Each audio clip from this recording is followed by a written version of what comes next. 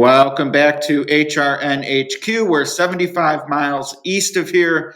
The Keeneland Fall Meeting will commence, and in 4 weeks, the Breeders' Cup World Championships in Lexington as well. But we're talking about it all in downtown Louisville at DeRosa with Sara Elbadwi. And Sara, your first Keeneland meeting in person last spring, first fall meet now. I know you're certainly familiar with Keeneland, but New York, your main circuit. Did you learn anything in your first meet, focusing on it, being there a few times, that you kind of surprised you or you didn't think was the case when you had played Keeneland before? That's a good question. I feel like Keeneland was one of those places where I did have a good grasp on how things played out and did fairly well there. Kind of unlike Churchill Downs for me and maybe a couple of other tracks. But Keeneland isn't one where I feel like I've struggled significantly in the past. So I took it more of just a cool experience to be there in person and see how things are in real life versus on the TV. And I know that this fall meet, we also have a new paddock set up. We do, and a new morning line maker. All sorts of newness. Yes, and the Breeders' Cup awaits. Last there in 2020, last there for real. Obviously, it counted in 2020, but unique circumstance with COVID, et cetera. But 2015, its inaugural hosting duties and back again for this year. So the preps this week, several grade one, several Breeders' Cup winning you're in, some of which share those distinctions. Little extra paying attention to see how horses handle the main track and or turf. And I think that we're going to be talking about a couple horses that are going to be trying the dirt for the first time in some of these stakes races that you might have thought that they would have been better suited to trying the turf or sticking to the turf, which is what they've performed very well on and would have likely been short prices in those races. But again, having to take that shot on those dirt races, see if you can compete against the dirt meant horses, and going forward is obviously the Kentucky Oaks being on some people's minds moving along into the 3-year-old season with the first race that we're going to talk about. Always looking ahead to the spring classics, especially at Churchill Downs. And it is interesting. I mean, we have some cases this week in particular where horses have entered, seeing how they handle a certain surface and distance and all that, 2-year-old stretching out. But we've also already heard some chatter, Tyler's Tribe, the Prairie Meadows Wunderkind, they're talking about, do they want to stretch out and stay on dirt, or is he that much a sprinter where they're going to try turf? So lots of questions surrounding that. And Keeneland's not unique, but it's special with the turf because you can only go 5.5. Not like at Santa Anita where you have the down the hill, or obviously at Belmont where you could pretty much run any distance you want. Same with Aqueduct. So lots of considerations going up to Breeders' Cup. We'll certainly talk about those over the next few weeks, but we have grade ones to talk about this weekend, starting with the Alcibiades, 2-year-old fillies, perfect example, 2-year-old stretching out, et cetera. And I went with, as most of these are making their 2-turn debut, but I thought Infinite Diamond looked spectacular, stretching out to the 1-turn mile at Gulfstream Park. Went back and actually watched the race because this filly got a triple-digit late pace rating on Bristnet. And having worked there for as long as I did, that was one of those markers I noticed over time that when 2-year-olds in the late summer, early fall hit that 100 mark on the late pace, that showed not only talent in the race they won or performed that in, but also portended for a repeat performance next out. It didn't empty the tank, so to speak. They didn't bounce, however you want to call it. So I'm going to play that angle with Infinite Diamond here in the Alcibiades. I think there's a very negative trainer stat for this horse because that was something that I looked at as well. Does that bother you at all? I'm going to pull up the exact one I don't know the stat, and we do try to be positive here. We know these horsemen work very hard. Of course. I don't love the trainer. Okay. But I think I'm going to get the price to compensate for that. And Florent Giroux gets aboard, which I don't mind either. Is 0 for 24 in a graded stakes race enough for you? That's not so good to me. At 10-1. Especially, it's Patrick Biancone. A trainer, and I mentioned the name because this is obviously a guy through the years who has won many grade 1 races internationally. So for him to be, you see a stat like that, that's not great. I will say I'm almost positive that Dwayne Lucas has gone through similar stretches in the twilight of his career. Now Patrick Biancone is not as old as the coach, but I do say that is when, you don't train as much as you do for the same owners. I get how that would happen. I think this filly fits enough that I'm not going to let that bother me. Okay, well, it bothers me. No, fair enough. But the horse that I went to is actually the number 12, Take Charge Brianna. So I like that we're both interested in some prices in here because I think that the shorter priced horses definitely don't have to win in this spot. And with 14 2-year-old fillies, a lot can happen, certainly. So this one, 15-1 on the morning line, going out for the aforementioned D-Wayne Lucas. Flavia Pratt staying aboard since last time. Second time out, this horse was third to Chocolate Gelato. We saw what she came back to do, winning the Grade 1 for Zet. I like a horse that seems like they'll appreciate this mile and 16th distance. She has already gone the 7 furlongs and did win at that at Saratoga.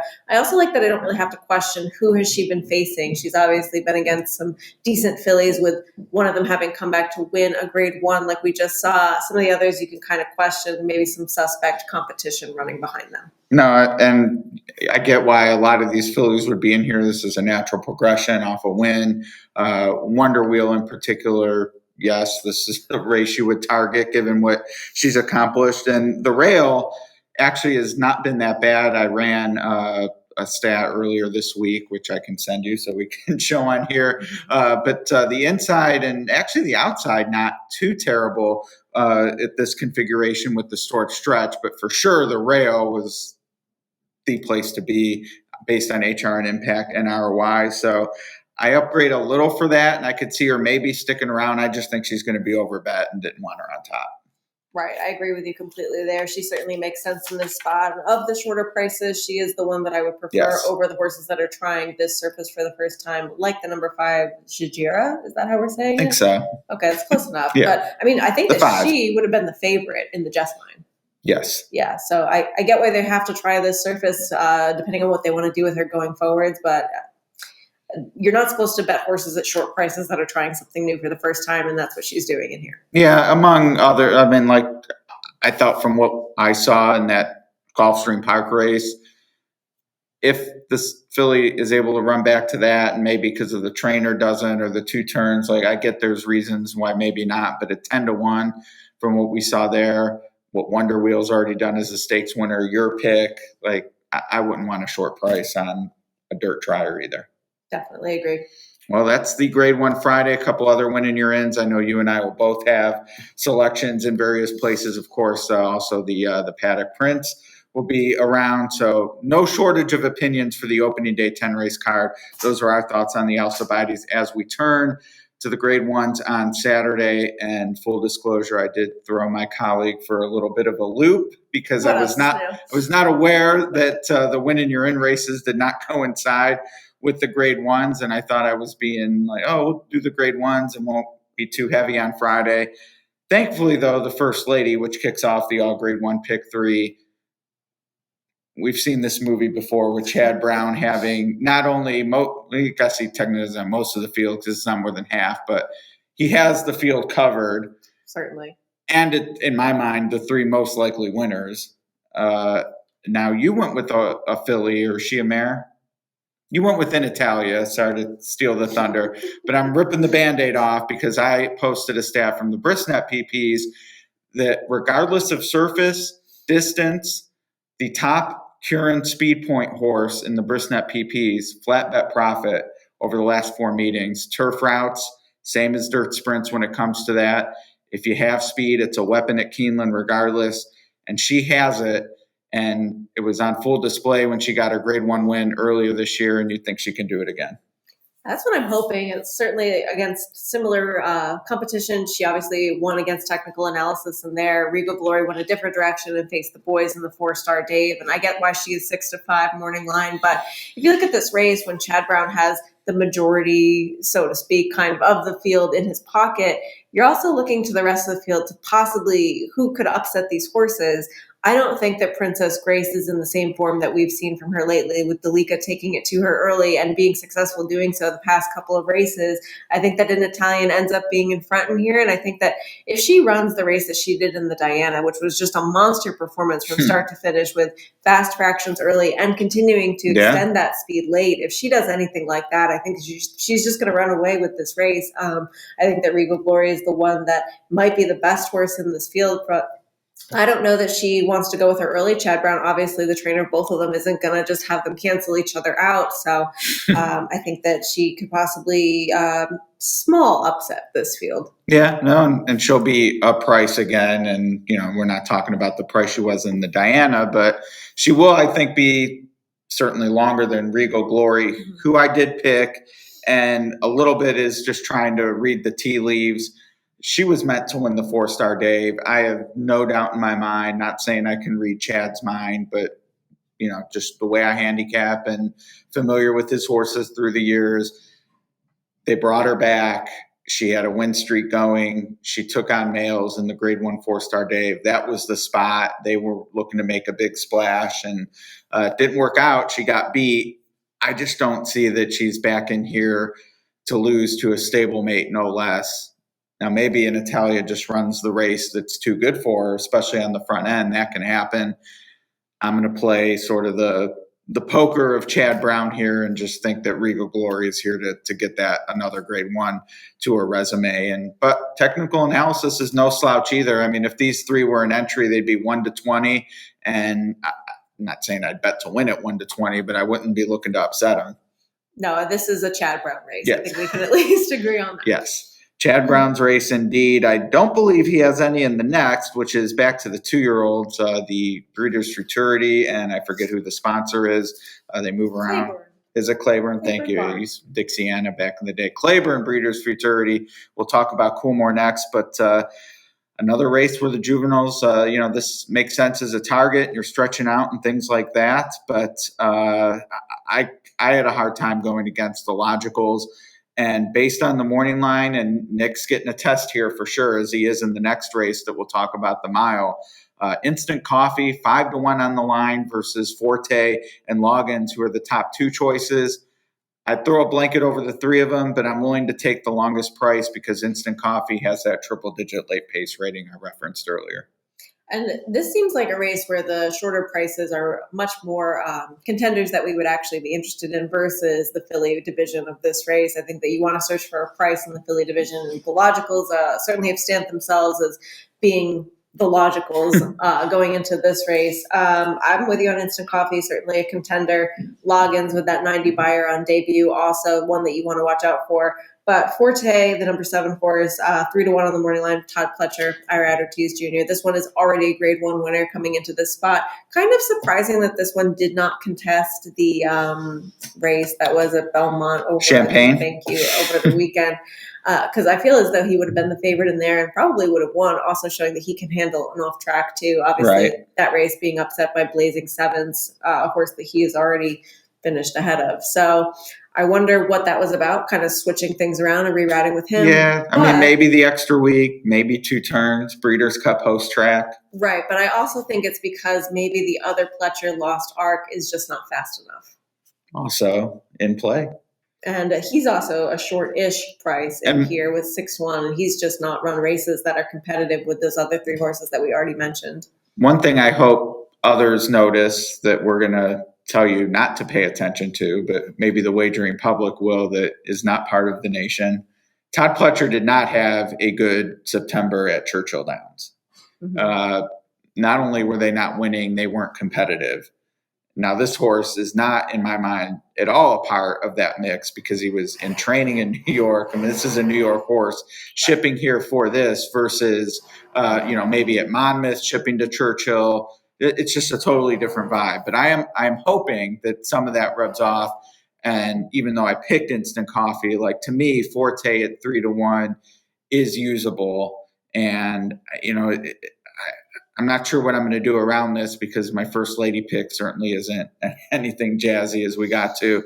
And while I'm not on the morning line favorite in the Coolmore Mile, I am on a horse that might actually be the favorite or certainly is going to take money. So nothing overly clever, but maybe if they just say, Pletcher has been cold in Kentucky, maybe that's worth a little bit with Forte.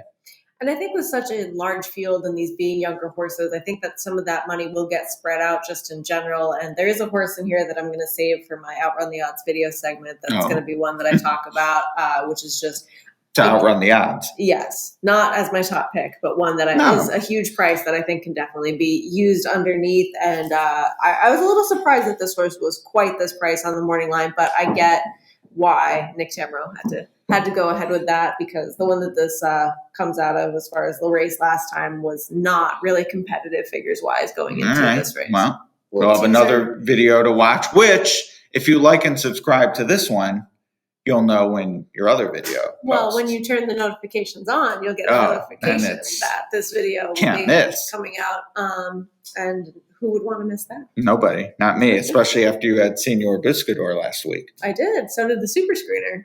So did me. So did you.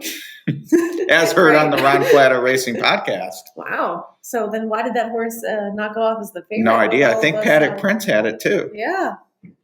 See, all they have to do is pay attention to Horse Racing Nation. That's the catch-22. You don't want too many people to pay attention. Search your price, but we like paying bills too. So we do. Tell your friends, at the very least.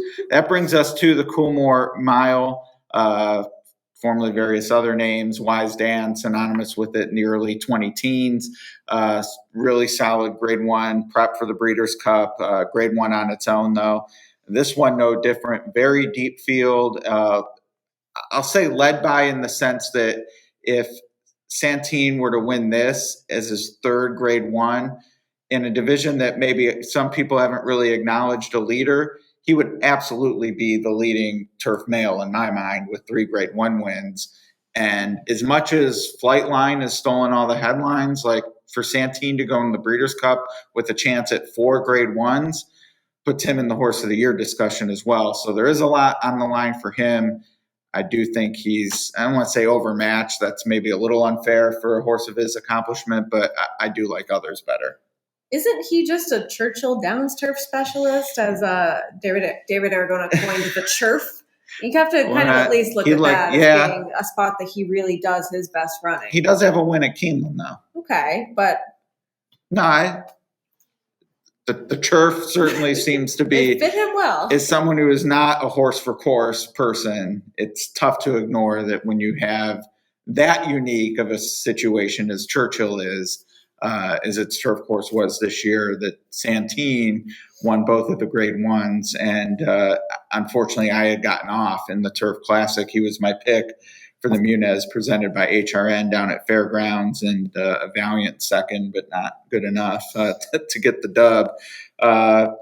That's part of it. But even if he had won, let's say the Manhattan as well, with similar figures to what we know he can earn, I would be against him here, certainly at 7-2. I agree with you. This is a much deeper field. And I also think it's one where we might finally see some actual speed, because you have some like at Hop Brown who usually goes. And he's on the outside too, right? Right. And he's kind of come back into form lately too. And then I don't think the Classic Causeway is going to get to just waltz along like he has in some of his other races. Chance. But he'll at least be close too. This is a tougher race than I think we've seen from this older male turf division in quite some time. And I know a lot of the case for that is because they are going those longer distances and they aren't necessarily the true milers. So I think you're looking at a horse like Casa Creed, who is kind of that true miler and can be successful in a spot like this. He's had a great year so far. He just won that aforementioned 4-star Dave that we saw over Regal Glory. If she comes back and has like a monster performance in that First Lady, then you obviously have to give him some credit for that too. Mason for Chad Brown and Flavian Pratt. He's had some success at Keeneland, finishing second to Sheryl's Spite as well, who's not going to be in this race. No. You have Order of Australia, that huge upset winner coming back in here, and you have his jockey who's the center of quite some controversy as well. So him and only Sonny were in all here together. Put them all in the same race. Smooth. You haven't mentioned my top pick yet, which is Ivar, who I think will be favored. You do? I do. I feel like he's been favored and kind of fallen off the map lately. And he's such a deep closer too that he's always pace compromised. I liked him and I liked a couple others a little better, but I wanted to beat Modern Games in the Woodbine Mile, and which we did not work out. I thought Ivar was by far second best in that race, and he just got beat by a better horse, quite frankly, in modern games. Right. If modern games weren't here, we know he'd be favored. Oh, of course. So I'm picking Ivar because I think he's a more likely winner than Casa Creed, who I also like a little bit. I do think Ivar will end up being a shorter price at the end of the day. And if that happens, I'd recalibrate how I actually bet the race when push comes to shove. But I thought he's done nothing wrong this year. Now the race at Horseshoe Indianapolis, whatever. That was a soft field. Yeah, I get it. But he got the job done. Then he went to Woodbine and ran a very credible second, I think, behind a horse who could end up being the favorite in the Breeders' Cup Mile. Oh, he definitely will be. And he's already won this race. So, it's one of those 6-1, I'm in 100%. Yeah. But realistically, don't think I'll get that. That's fair. I feel like he's just not the same horse that he used to be. And that's kind of where that name recognition comes from and why he ends up being a short price again and again. But this also isn't the fields that he used to face. So I guess that's a fair point to make. Smooth Like Straight is one that I'm definitely all set with at a short price. I feel like he's kind of fallen off the map and just not gotten it done at short prices over and over again. Do you have any thoughts on Annapolis, the other 3-year-old in this field? I feel like he's not good enough to contend with these. I'm waiting for the Paddock Prince to pick Annapolis. Yeah. Well, he'll be on top for the Paddock Prince. So we know where that's going, but at least he's 10-1. He for me, is just one of the, I've tried to beat him a couple times, so I've never really been sold. But especially against this group where the numbers stack up that the older males have run faster and the weight break's not enough for a 3-year-old this time of year. So he's not for me. I'd love to see him take money, but yeah, I'm with you there. No, I'm pretty good with Ivar and Casa Creed, and then after that, maybe the Chad. Definitely not looking to use Order of Australia. Yeah, no, I'm good. But if Christoph's out there elbowing people off, you never know. You never know. That's right. So those are the 3 grade ones. It's all grade 1, pick 3, part of a big card on Saturday. Action kicks off, of course, Friday, and you're going to have a bonus play in the Futurity. Yes. Correct? So a secret. Well, it won't be after that. No. Secret right now. Secret for now. Like, subscribe, notifications. You'll know when that's up. We have plenty more to talk about between now and Breeders' Cup. And absolutely. I will close out with the same question I asked David. I also asked on Twitter. Steve Asmussen, 1 for 57 last October. Does that factor into anything you do this meet? It does. If I like the horse and the horse seems logical in comparison to the rest of the field, I'm not going to totally dismiss, but I think you should demand at least a price. But also, who is he really bringing that are the stars of his stable into this meet? No, they've already run and they'll be at the Breeders' Cup. Right. Yeah, he's a Saratoga guy, he's a Churchill guy. Not that he's not a Keeneland guy if the horse fits. Yeah. Still. I agree with that. Power was at Saratoga. They've already earned their spot in whatever Breeders' Cup race they're pointing to. I think of the horses that he has, like Clairiere, Jackie's Warrior. They've kind of already done their thing so far this year. I don't think they're going to be the ones that are showing up at this meet. No, and I think 2-year-old wise, which they run for $100,000 this meet. So, I get you want to win that. That'd be great. And if you have one that's ready, you don't necessarily want to wait on it. But the way Steve operates, he's in it for races like the Breeders' Cup and the Derby and things like that. And I think he has a program where, okay, if we're going to make the Breeders' Cup, our 2-year-olds are going to run in these spots.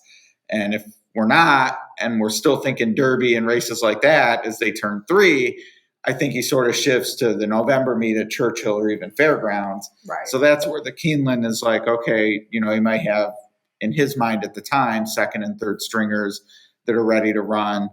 And sometimes they win, sometimes not. But it's just a different set of horses for sure, I think. I agree. I think it really speaks to his intentions with certain groups of horses, and he doesn't aim for this, at least so it seems, like other meets, especially the winter meet at Fairgrounds, which I feel like we're going to be seeing a lot of him there, and then Oaklawn, of course, too. That's right. And you're going to be seeing a lot of us at Fairgrounds because HRN is once again sponsoring the Muniz, and we're going to do some other fun stuff with them this meet. We are. Looking forward to that. They start the week before Thanksgiving, so plenty of things going on between now and then, including the grade 1s. your video. Harness Land is back this weekend. Yes. Yeah. Bulldog Hanover on Mhm. Sunday at the Red Mile. So superstars all around in the bluegrass. Yeah, we got something else coming out tomorrow for those BAQ Oh, Breeders' that's- Cup yes. appearance too. So plenty more content Another this great week. guest. It's already Thursday, but plenty more left to do. And then obviously Keeneland opening tomorrow. Are you going tomorrow or No. Saturday? Yes. Okay. Yeah, the Guardians playoff game tomorrow. So I'm just going to focus on handicapping Saturday, Okay. watching opening day, And people can doing whatever find we need to do here. your Keeneland picks on the At website. Keeneland.com. Yeah, So very official. I enjoy doing that. It's good to diversify Branch where you out. can find the content. Yeah. Sure, All right. Well, we've branched out enough, I think. we have. Yeah, our branches are flush with foliage. As we head to the fall meet at Keeneland, thanks for joining us. Like, subscribe, buy Super Screener. Yeah. We got some good deals there, so Yeah. we'll put a link in the description, and you'll talk to Sara very shortly, and I will talk to you next week. Good luck, everyone.